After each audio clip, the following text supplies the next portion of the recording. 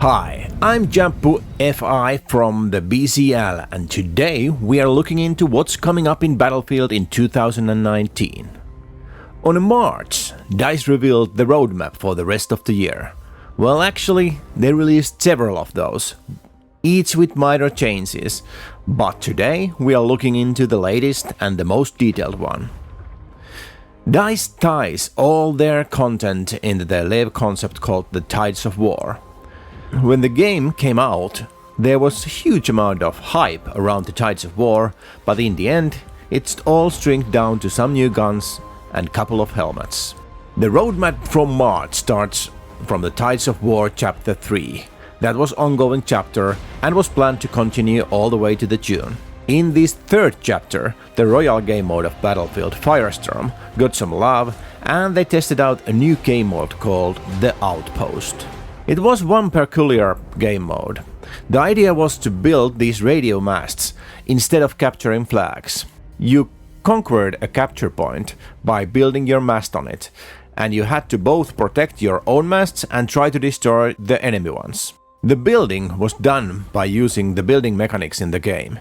Even though it might sound like a lot of fun, I didn't personally enjoy the Outpost at all. The building is slow, and constantly destroying and building again the mast was getting a bit boring on the long run. At the end of June, the Chapter 4, Defying the Odds, came out. The new chapter started right away with the new map, Al Sundan. The new map is based on Under the No Flag single-player map, but just before the map got released, the Conquest version of it ran into some difficulties. For some reason, playing Conquest on Al Sundan crashed the whole game. DICE decided to release Al Sundan in smaller, squad Conquest mode only, and postpone the release of the Conquest to further investigate the crash problem. Now, in August, the Conquest is still under investigation. Like in all chapters, there was also some new weapons and visuals coming in. The next content drop came at the end of July. Again, we got a new map, Marita. Marita continues the battle increase that was started with the Mercury map release in May. The new Marita map shifts the battle from the Mercury's coastline up to a small mountain village. Fighting in Marita is close up and personal. There are lots of small houses and routes around the map. In the beginning, the player might be overwhelmed with all the options you have, but after a while it gets easier. There are some choke points on the map, but in most cases there are always some alternative roads, so there is always room for a good flank. Now in the beginning, the map is only available on its own Marita 24/7 menu item. It rotates through 2 rounds of Breakthrough and 1 Conquest, happening all on Marita map only. I'm sure after a while Marita will be integrated into regular map rotations in selected game modes. So all of this is already released. Now we are in August 2019 and the Chapter 4 keeps on giving. In August we should finally get the raise in the level cap. It's unbelievable how long the max ranks was stuck on the level 50. Most of the players got the max rank in just a couple of weeks, and after a month or two, practically every player had the max level of 50. After reaching the level cap, the score was no longer moving. During August we should get a new level cap. The plan is to lift the level cap from 50 to all the way to 500. The new leveling system introduces promotions that happens every 50 levels. With each promotion, the point cap required to the next level and to the next promotion it changes. For example, you are now on level 50. After the update you will likely get your first promotion. With the promotion you are on a new rank and the requirements for the next level changes. When you initially started the game, you earned your very first level with 4,000 points. The requirements grew once you advanced the levels, and reaching the level 50 from level 49 required 35,000 points. After your first promotion, the requirement for level 51 drops to 12,000 points. That's 3 times more than the first level you gained, but then again, it's only 1/3 from the requirement of level 50. Confused already? Let me try to clarify. Levels are gained in steps, and the requirement for getting levels varies between promotions, happening every 50 levels. Requirements for the next level are usually getting higher and higher, but after each promotion the requirement lowers a bit just to get higher as you progress. The figures shown here are just estimations, but my guess is that if the requirement for level 50 was about 1.5 million, the new level cap of 500 will require about 76 million points. So while the level cap raised tenfold, the point requirement for the new level cap is 50 times higher. To have an idea of the change, think about the time it took to reach level 50. If you multiply that time by 50, you would get an estimate how long it would take to reach level 500. I just checked my stats and I learned that it took me about 42 hours to reach level 50. With that rate, it would take 2090 hours to reach level 500. So I would just need to play 87 days straight and I would be on level cap again. Okay guys, I got it. Level cap is no longer an issue.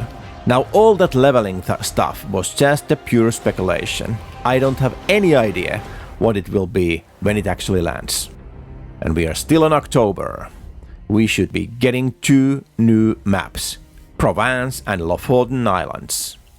Originally these 2 maps were planned to be maps for the new 5v5 game mode. The game mode was never named, but these 2 maps were supposed to be specially made for 5 vs 5. It is quite funny that in March, DICE says, "We can't wait to share more." We haven't heard anything about 5 vs 5 since. It will be interesting to see what they are going to do with Provence and Lofoten maps. It could still be 5 vs 5, but I doubt it. It's more likely they will be introduced as Quad Conquest maps. And then came the September. Lovely September. Not because the weather sucks and it's getting darker and colder, but because Battlefield 5 finally gets private games.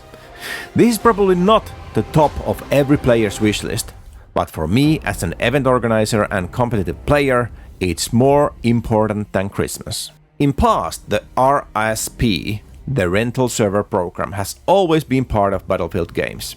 If you wanted to play with friends or host an event, you just rented a server. In Battlefield 5 it has changed. DICE says it comes free for everyone. Well, to be exact, they said the base operations are totally free, what leaves the door open for some paid functionality too. Nevertheless, I'm so happy that we are finally getting the private games. It would be so good if we could get a browser-based interface for the server maintenance. With it, you could easily maintain your server's basic information, the game modes and the maps, and all the detailed rules of the server. It would be perfect if we could select on gadget and weapon level what is allowed and what is not, but that might be wishful thinking. Of course, there has to be an in-game interface as well, but it would be so nice to have a web interface to be able to maintain the server on the fly without leaving the game you are playing. The browser interface would naturally adapt to the mobile devices too, so you can handle the game from your phone. It's funny how time flies when you're having fun. We are already in October, and we are getting yet another map when the Operation Underground sees the light of the day. Or, well, not much light underground, but still. It's another iteration of the classic Operation Metro map. Everyone who has ever been around Battlefield for a little bit time knows this loved and hated map that was introduced in Battlefield 3 and was remade in Battlefield 4. We haven't seen much of Operation Underground yet, but there are some people who has played the map already, and they say it's quite like Metro, but better. In the old Metro map, one of the key problems was too tight choke point at the escalators. This has been fixed in the new version by adding alternative routes around the choke points. I know there are lots of people eagerly waiting for the map, but surely there are as many who would rather have seen some other map from the past remade. If the Operation Underground is published in October as planned, I wonder when the fall comes in Sweden. When DICE decides that it's fall, they are releasing the completely new Pacific Theater. The Pacific War was all about US and Japan fighting for the King of the Hill, or Sea in this case. These two factions are landing in the battlefield. The information about the new theater is limited, but we know there will be 3 maps before end of the year, and one of them is naturally the iconic Iwo Jima. There will also be a lot of new weapons and vehicles, including boats. Well, it's not really surprising to see boats in the Pacific. And there we have it, the contents of Battlefield in 2019. If DICE started a bit slow with the new content, they are definitely gearing up for the rest of the year. It will be interesting to see if the plan sticks or if there is going to be more delays or even cancellations. Of course, as a Battlefield enthusiast, I would love to see DICE make Battlefield great again, but the track record with Battlefield 5 is not that good. It's difficult to believe that all this will land in time. The number one wish for me would be private games. Do it in time and do it well. It's about time to get some support for competitive gaming in Battlefield. If the private games get buried again, I'm forced to look in the other directions. Like the remake of the Call of Duty Modern Warfare, there has been quite a lot of hype around the new game engine and the competitive game modes. Time will tell, but in the meantime, you better keep those fingers busy. I've been Jampu, and it's over and out.